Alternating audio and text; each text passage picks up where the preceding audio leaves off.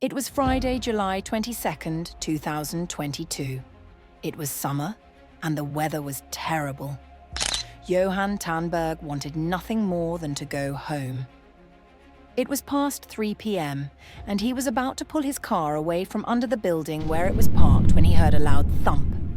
It was like the sky had fallen or the foundation of the building had been torn apart. 1 minute he could hear screams, and the next, everything went silent. So silent one could hear a needle if it fell. Naturally, he stayed still in his car, shocked and wondering what must have gone wrong. After the chaos died down, he slowly left his car, only to find debris on the floor and people lying around, many injured, some dead. Just like that, the capital city of Oslo had turned into a nightmare. At 3:18 p.m, a white van filled with about a ton of fertilizer-based explosives parked next to the Norway Prime Minister's office. Then, a young man dressed in a police-style uniform gets down and strolls away calmly. A few minutes later, at 3:26 p.m, Norwegians were thrown into a tragedy they will never forget. After the bomb exploded, people were thrown into turmoil, running for their lives and some trying to save who they could. Luckily, it was a holiday period, a Friday, and not many people were at their offices in the building. Quickly, the authorities arrived, but it was too late. 8 people were already dead, and a lot more were injured. The police and medics sprung into action to salvage the situation and save as many people as possible. Meanwhile, in their quest to take down the criminal and save people, the culprit was slipping away very comfortably, dressed like them and on his way to cause even more havoc. Anders Breivik was born in Oslo on February 13, 1979, the only son of a diplomat, Jen Breivik, and a nursing assistant, Venture Bering. Before his birth, his mother ran away from an abusive home at 17 and soon became pregnant and married to his father. After their wedding, she moved to London where her husband worked. Even before she held him in her arms, Venture didn't like her son. While in the womb, she often called him a nasty child and claimed he was kicking her on purpose. If he was this despised at conception, how would he be treated when he was finally born into this world? At age 1, his parents divorced, and he spent most of his time with his mother, often visiting his father, who had remarried in France. At age 4, concerns started to be raised about the state of his mental health. At the time, 2 reports were filed. One noted that the boy's smile seemed unusual, as if it wasn't based on his feelings, but a conscious reaction to his surroundings. Another report from Norway's National Centre for Child and Adolescent Psychiatry, SSBU, expressed concern about how Breivik's mother treated him. She reportedly sexualized him, hit him, and often told him she wished he were dead. Following these observations, it was recommended that Anders be forcibly removed from his mother's care and put into foster care. But, unfortunately, the Child Welfare Services ignored this recommendation and didn't do anything about it. As he grew older, he found it very hard to socialize and be accepted by his peers. Despite this, he was deeply interested in graffiti artistry and took it more seriously than others. In fact, he had been caught by the police on several occasions and fined twice on those occasions. Also seeking acceptance, he was part of a hip-hop community in Oslo West. As he grew into adolescence, Anders cared so much for his looks that he wanted to appear big and strong, so he started weight training and the use of anabolic steroids. Some acquaintances claimed he had cosmetic surgery on his chin, nose, and forehead in his early 20s. In 2002, he started a 9-year plan to finance the 2011 attacks. At age 21, while working at a customer service company, he began his own computer programming company, which he claimed grew to 6 employees. At 24, he made his first million kroner. Later, the company went bankrupt, and he had to return to his mother's apartment to save money. It was during this time he began to enter a constant state of isolation and withdrawal. Anders would spend hours in his room playing violent video games and browsing through extreme internet sites. Oddly, he would walk around his mother's apartment in different costumes, ranging from police uniforms to Nazi costumes. Additionally, it was at this time he began working on his 1,508-page manifesto titled 2083, A European Declaration of Independence. After his programming business folded up in 2009, he founded Breivik Geo Farms, a farming company whose actual aim was to act as a cover to legally obtain large amounts of artificial fertilizers and other chemicals to manufacture explosives. In 2010, to buy weapons, he traveled to Prague, Czech Republic, but when he couldn't, he decided to purchase them in Norway, using legal means. First, he obtained a semi-automatic Glock 34 pistol by showing that he was a member of a pistol club when applying for a gun license. Then, he obtained a semi-automatic Ruger Mini 14 rifle with a hunting license. In late June 2011, he moved to a rural area north of Oslo in Åmot, where his farm was located. As his pre-planned date approached, he kept spending money without making it back.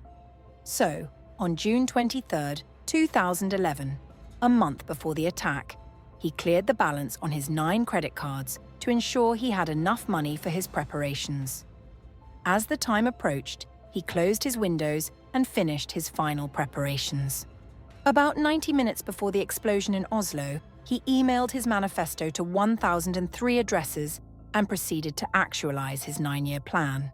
About 50 minutes northwest of Oslo lies the beautiful island of Utoya. This island hosted a summer camp for about 600 youths, including the young Labour Party activists.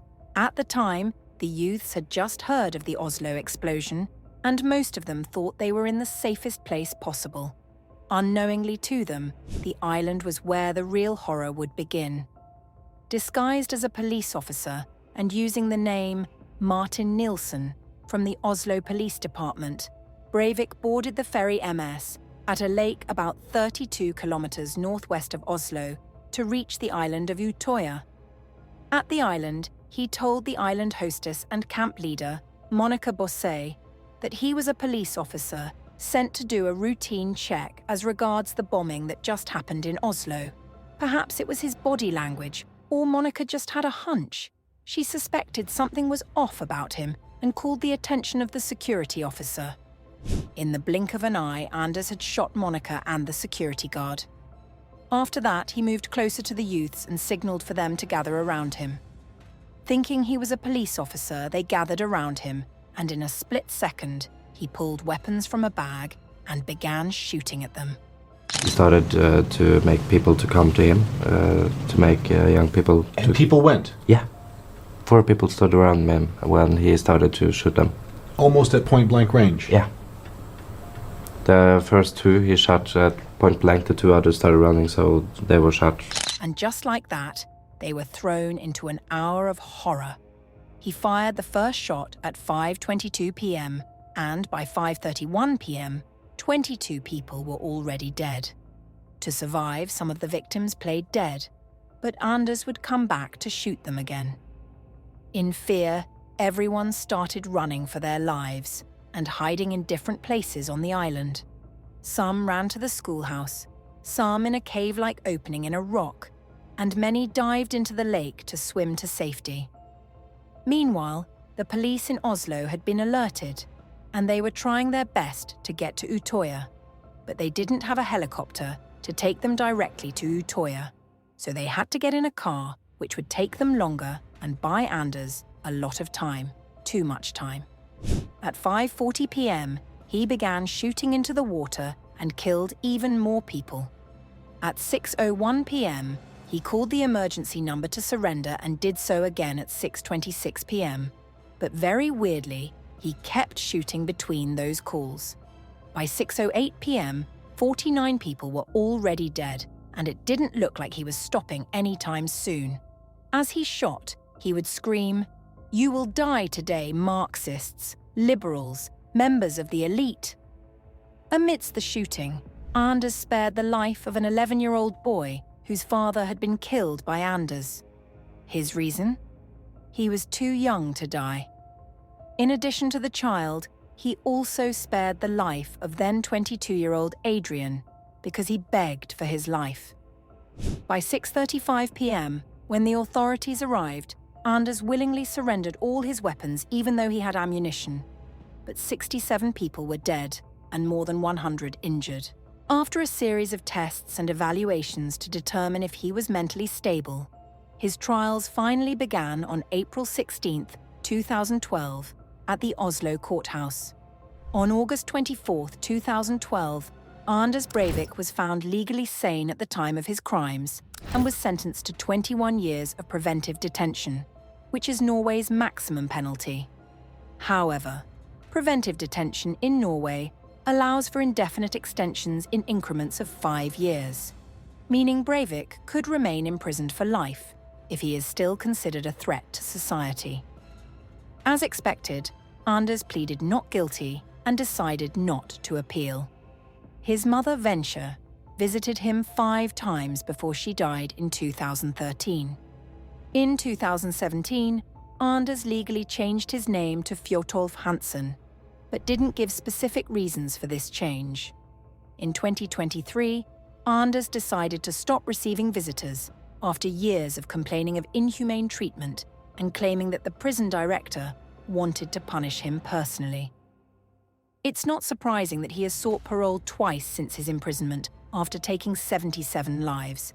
His first parole hearing took place in January 2022 after he had served the minimum 10-year term of his 21-year preventive detention sentence.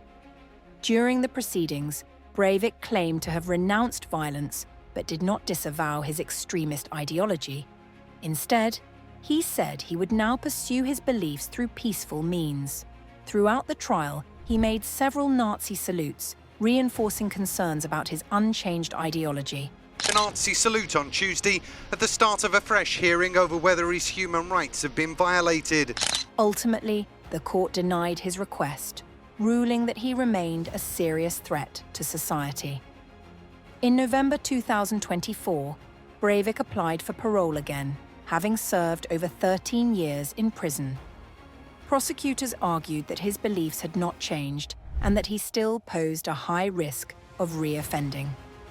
Once again during the hearings, Breivik performed multiple salutes, further confirming his continued adherence to extremist views.